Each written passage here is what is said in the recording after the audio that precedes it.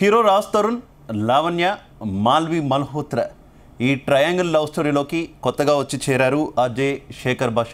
కొత్తగా ఏం కాదు, గత కొంతకాలంగా శేఖర్ భాష తన వాదన వినిపిస్తూనే ఉన్నారు.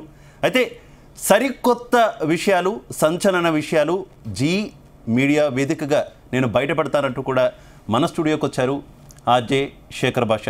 ఇది కేవలం ట్రయాంగిల్ లవ్ స్టోరీనే కాదు, దీంట్లో చాలా లవ్ స్టోరీలు ఉన్నాయంటున్నారు. అసలు ఆయన ఏమంటున్నారు, ఆయన మొత్తం ఈ వ్యవహారంలోకి ఆయన ఎందుకు వచ్చారు, తదితర అంశాలన్నీ కూడా ఆయనతో మాట్లాడి మనం తెలుసుకునే ప్రయత్నం చేద్దాం. హలో శేఖర్ భాష గారు. హాయ్ శివ. హలో, ఎలా ఉన్నారు? సో ఏంటి మొత్తం మీడియాని అంతటినీ కూడా షేక్ చేసే ప్రయత్నం చేస్తున్నారు? లేదండి, మొత్తం అసలు ఎందుకు ఈ వ్యవహారంలో ఈ ట్రయాంగిల్ లవ్ స్టోరీ అని చాలా ట్విస్టులు కనిపిస్తున్నటువంటి మొత్తం వ్యవహారంలో మీరు ఎందుకు ఎంటర్ అయ్యారు అసలు? బేసికలీ నేను ఒక ఆర్జే విజయనే కాకుండా I mean activist also. Okay. నా ప్రాబ్లం ఏంటంటే వీళ్ళ అక్రమ సంబంధాలు ప్రాబ్లం కాదు, అది మనిషి స్వేచ్ఛ, వాళ్ళు ఎన్ని సంబంధాలైనా పెట్టుకొని నా ప్రాబ్లం కాదు.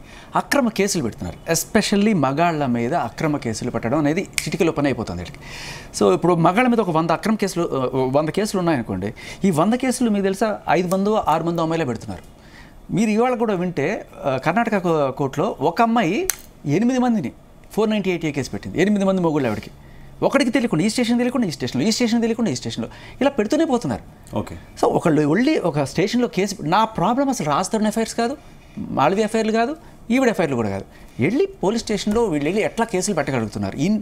సరే మాల్వి రాజ్ తరుణ్ సంగతి తీసేయండి, ఈవిడ సంగతి 45 days చెంచల్ కూడా జైల్లో డ్రగ్ రెడ్ హ్యాండెడ్ దొరికిపోయి వెళ్ళిన కేసు, నార్కోటిక్స్ యాక్ట్ 22B 10 ఏళ్ళు జైలు పడే శిక్ష, అటువంటి కేసులో ఉన్న ఆవిడ.